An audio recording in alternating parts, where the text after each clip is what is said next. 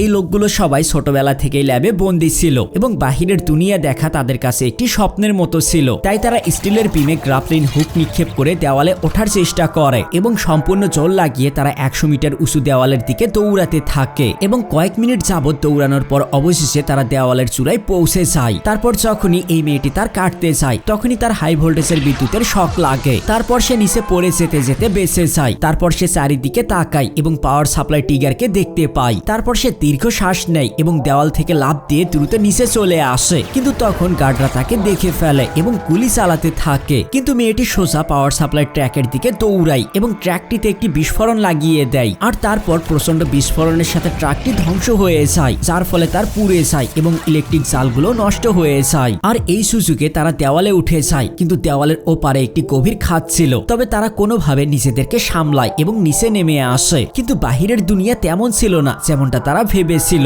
এবং 1 কিলোমিটার হাঁটার পর তারা দেখে যে এক সময়ের সবুজে ঘেরা জঙ্গল এখন নোংরা আবর্জনায় পূর্ণ হয়ে গিয়েছে। বন্ধুরা, ভিডিওতে একটি লাইক করলে পার্ট 2 খুব দ্রুত চলে আসবে।